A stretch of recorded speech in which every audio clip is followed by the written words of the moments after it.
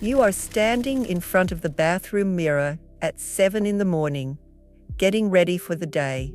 You catch your own eyes in the glass, and somewhere underneath your conscious thinking, a voice you have known your whole life starts. You look older than you should. The dress you chose is wrong. You should have washed your hair. You are not going to look the way you wanted to look in the meeting today. You will be the most forgettable woman in the room. The voice does not announce itself. It does not raise its hand. It speaks in the same tone your mind uses for ordering coffee, in a flat, factual register, as if it were just describing the weather. By the time you have walked from the bathroom to the kitchen, you have absorbed it without noticing. Your shoulders, which were neutral a minute ago, have lifted slightly toward your ears. Your jaw has tightened. There is a low hum of something in your chest that you cannot quite name. This happens hundreds of times a day. The voice runs almost without break.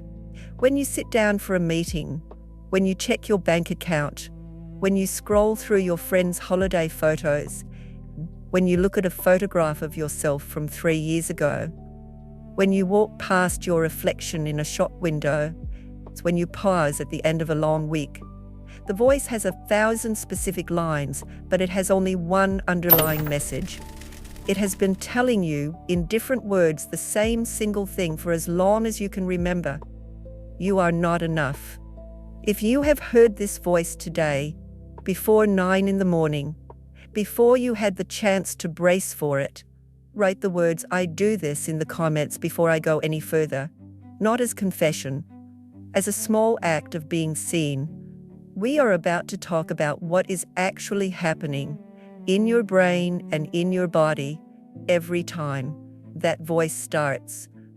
And what is happening is not what you think. Stay with me. This is one of the most important conversations you will have with yourself this year about why this voice has been so hard to silence. I want to be specific about the texture of this voice, because it is rarely named honestly. It looks like the way you reread a text message you sent for the 4th time, scanning for what you should not have written. It looks like the way your face changes mid-laugh when you catch yourself in someone's phone screen, and the laugh becomes a small wince. It looks like the way you say "sorry" before stating an opinion in a meeting. It looks like the way you brush off compliments with a self-deprecating joke, and you can feel your own words landing wrong even as you say them. It looks like the way you finish a long day, pour yourself a glass of wine, and the first thought that arrives is a quiet inventory of every small failure you can remember from the past 9 hours. It looks like the way you can be having a perfectly fine afternoon, and then a stranger looks at you for half a second too long, and a part of you immediately assumes the look is critical. It looks like the way you rehearse what you are about to say in a phone call, then say it, then spend the next 20 minutes reviewing what you said. It looks like the way you find yourself, alone in a room, apologizing to no one for something no one has noticed. It looks like the way you laugh at jokes you do not find funny, because the alternative, and sitting through the silence afterwards, would feel exposing. It looks like the way you accept smaller portions, smaller versions, smaller asks, because asking for the full version of what you wanted feels like a moral risk. It looks like the way you finish reading a book about self-worth, close it, and feel slightly worse than when you opened it, because now you know you should be feeling something different than you actually feel. It looks like the way you enter your own kitchen at the end of the day and your first instinct is to mentally tally what you did not finish before you have even taken off your coat. If any of that is familiar, please understand, the voice is not a sign that something is wrong with you. The voice is a learned pattern, encoded early, that your brain runs on a near constant loop. There is nothing in your character that requires correcting. There is something in your nervous system that requires reteaching. Let me show you what is actually happening beneath the level you have been able to reach with effort and will alone. The neuroscientist Marcus Reichel at Washington University in St. Louis identified what he called the default mode network in the early 2000s. It is a set of brain regions that activate when your mind is not focused on a specific external task. When you are in the shower, when you are walking to the train, when you are lying in bed before sleep, and when there is nothing in particular for your attention to do, the default mode network turns on. And one of the things it does in most adult human brains is generate self-referential thought. Stories about who you are, replays of recent interactions, comparisons, predictions of what will go wrong, quiet, low-grade narrative about the self. For very many of you, particularly if you grew up with caregivers who were themselves anxious, critical, or unpredictable, the default mode network of your brain runs a particular flavor of narrative. Not curious, not affectionate, critical. The voice you hear in the mirror at 7 in the morning is your default mode network running its trained script. It is not a separate part of you. It is the part of you that turns on when there is nothing else to focus on, and it has been trained since before you were old enough to choose to evaluate yourself in a particular tone. There is a second piece. The amygdala, a small almond-shaped structure deep in your brain, is your threat detection system. It does not differentiate well between physical threats and social or self-evaluative ones. The work of Joseph Ledoux at New York University over 4 decades has shown that the amygdala fires on perceived threat, and one of the most reliable triggers is critical language directed at the self. When the voice in your head says you are not enough, your amygdala does not check whether the voice is right. It registers that there is a threat in the environment and the threat is you. It then activates the standard threat response. Cortisol releases, heart rate elevates, the body braces. This means that every time the voice runs, even mildly, even for a few seconds, your body is producing the same low-grade stress chemistry as if a real threat were in the art room, multiplied by hundreds of repetitions a day, every day, for years. This is significant. Studies on chronic self-criticism show measurable effects on immune function, sleep architecture, hormonal regulation, and cardiovascular health. The voice is not just unpleasant. The voice is, neurologically, a daily small assault on the body. Your body has been bracing for years. There is a third piece, and this is where it gets important for what you are going to do next. The Canadian neuropsychologist Donald Hebb proposed in 1949 that neurons that fire together wire together. This principle, now called Hebbian plasticity, is foundational in modern neuroscience. The more often 2 neurons fire in sequence, the stronger the connection between them becomes. The more often you have the thought, you are not enough, the more efficient the neural circuit that produces that thought becomes. Over years, the circuit becomes so well practiced that it fires automatically in response to almost any cue, almost without your awareness. This is why the voice is so hard to argue with. The voice is not an argument. The voice is a reflex. By the time the words have arrived in your awareness, the circuit has already fired. Telling the voice it is wrong does not change the circuit. The circuit is not made of beliefs. The circuit is made of repetition. This is also why every well-meaning piece of advice you have ever received about just thinking positive or challenging the inner critic has not worked. You can challenge the voice for years, in journal entries, in therapy sessions, in the shower at 3 in the afternoon, and the voice will be back tomorrow morning in the bathroom mirror, exactly as practiced as it was the day before. You did not fail those interventions. The interventions were aimed at the wrong layer. They tried to reason with a reflex. If something in what I have just said has already loosened something in your chest, do me a small kindness. Subscribe to this channel before you forget. Not for me, for the version of you who is finally going to stop calling herself broken for what is, in fact, an entirely predictable response of a brain trained to evaluate itself in this specific tone. I want to add one more piece. because it is the one that lifts the most shame. The voice you hear is almost never your own. It is, in most cases, a composite of voices you absorbed before you were old enough to filter what you absorbed. The mother who criticized her own body in front of you when you were 6. The teacher who told you in front of the class that your work was not good enough. The grandmother whose love was conditional on your appearance. The grandmother whose love was conditional on your appearance. The early friend who always seemed slightly disappointed in you. Of Parma has shown that young brains absorb the voices of caregivers at a level deeper than language. The self-talk you experience as yours is, in significant part, the internalized self-talk of the people who held you when you were too young to choose a different style. Write the voice in the comments if you just realized whose voice that actually is. I want to know who is still with me. Now I want to get practical, because understanding the mechanism is only the start. Until you change what your brain practices every day, the circuit will continue to fire, no matter how clearly your mind sees the pattern. There are 3 tools I want to give you, and they are all somatic and cognitive in combination.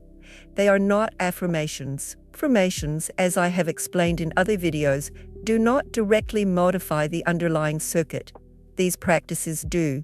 This is the work the inside of the 21-day magnetic reset is built around, in much more structured detail. The link is in the description if you want the full daily framework. I will mention it once more later, and then I will leave it alone. Tool 1, the observer practice. When you next catch the voice running, do not argue with it. Do not affirm the opposite. Do not try to push the voice away. The arguing reinforces the circuit. The pushing reinforces the circuit. The trying reinforces the circuit. Do this instead. Notice the voice. Notice it the way you would notice rain on a window. With distance. With curiosity. Without urgency. You can even narrate to yourself silently, the voice is running again. You are not validating it. You are not fighting it.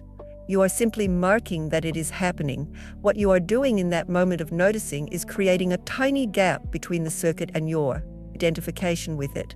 The circuit fires, the voice speaks, and a small part of you stands one step back from it. The voice does not disappear. Your relationship with it changes. You stop being the voice. You become the woman who is listening to a voice that was given to her a long time ago. Tool 2. The third-person shift. The psychologist Ethan Kross at the University of Michigan has spent 2 decades studying what he calls inner chatter. His research, summarized in his book of the same name, shows that one of the simplest interventions for self-critical thought is to address yourself in the second or third person by your own name instead of using I. When the voice says, I am not enough, you respond, Sarah is having the not enough thought again. Sarah is going to take a slow breath. Sarah is going to let this pass. The shift sounds almost too small to matter. It is not. Kross's studies have shown that the brain regions activated when you reflect on yourself in the third person are different from the regions activated when you reflect on yourself in the first person. The third-person view recruits the brain's capacity for compassion, perspective, and emotion regulation. The first-person view stays inside the threat loop. Practice this whenever you catch the voice. Use your own name. His shift, repeated daily, begins to break the automatic identification between the voice and your sense of self. Tool 3. The somatic interrupt. The voice is a circuit. Circuits are interrupted not by argument, but by state change. The fastest reliable state change available to you is your breath, paired with a touch. When you catch the voice, place one hand softly over the center of your chest. Place the other on your belly. Lengthen your exhale to twice the length of your inhale. Do this for 3 breaths. Do not argue with the voice. Do not say anything to yourself at all. Just breathe and feel the weight of your own hands. What you are doing, very specifically, is signaling to your nervous system that you are not under threat. You are returning the body to a regulated state, which calms the amygdala, which quiets the cortisol, which makes the next thought your brain produces less reactive than the one before. The circuit cannot be argued with, but it can be cooled. The cool body produces a different next thought. Over weeks, the next thought becomes more curious, more spacious, less critical, almost without your conscious effort. Name it in the comments if you are going to commit to one of these 3 tools for the next 21 days. Public commitment activates a different region of the brain than private intention. Use it. Now let me tell you what happens when you actually do this work, because nobody talks about it honestly.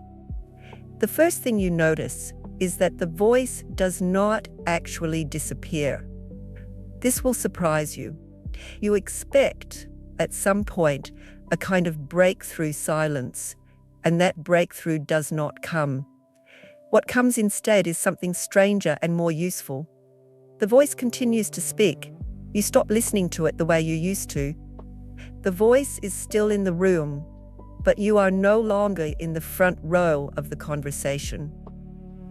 The second thing you notice is that your body, which had been bracing for years without your awareness, begins to soften. The shoulders that used to lift toward your ears in the bathroom mirror simply do not. Your jaw spends more of the day unclenched. Sleep, which had been thin, deepens.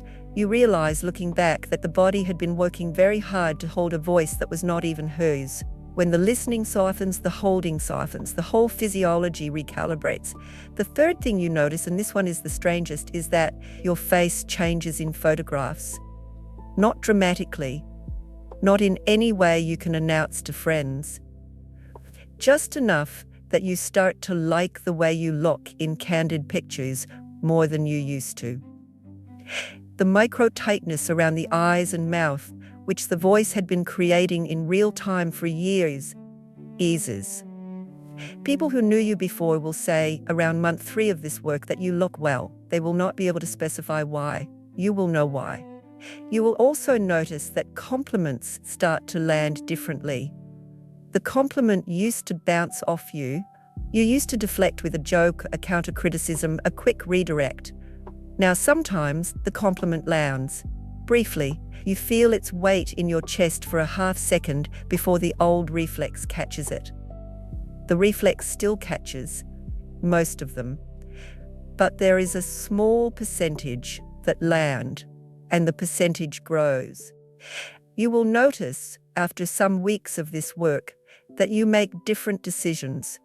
The voice was never just background noise. The voice was a daily filter on what you allowed yourself to consider.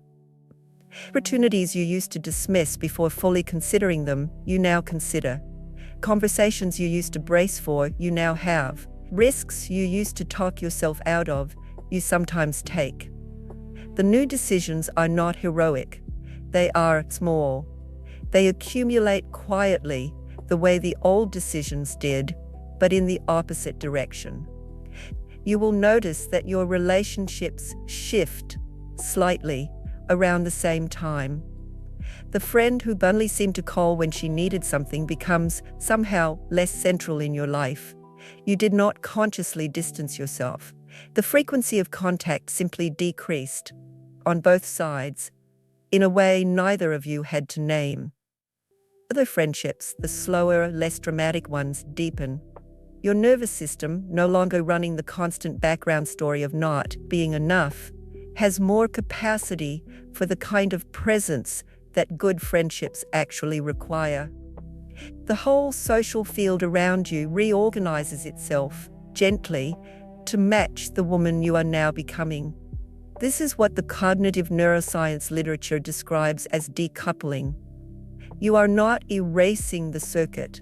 You are creating a parallel circuit, slightly more affectionate, slightly more spacious, that competes with the old one. Over months, the new circuit becomes nearly as efficient as the old one.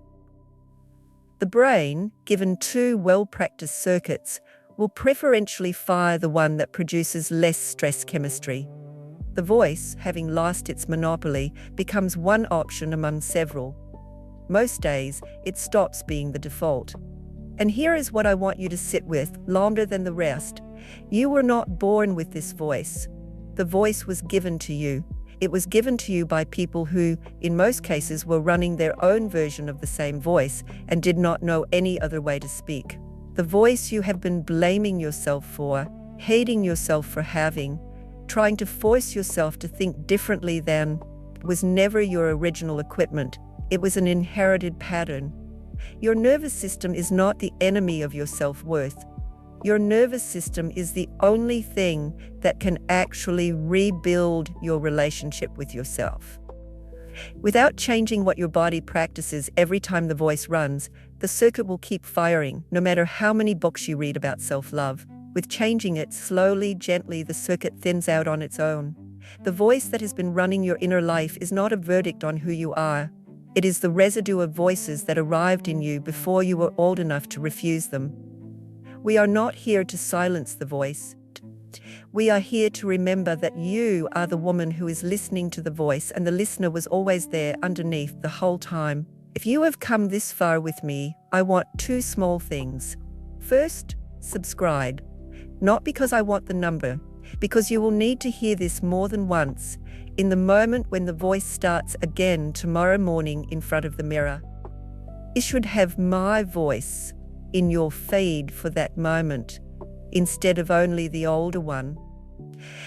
Second, send this video to one woman you love who has been carrying the same inherited voice. You might give her the most useful 5 minutes she has had in years. If you are ready to do the deeper work in a structured way, the 21-day magnetic reset is linked in the description. 21 days of daily practice combining nervous system regulation, the observer practice, the third-person shift, and small concrete actions, written for women done blaming themselves for a circuit that was wired before they could choose.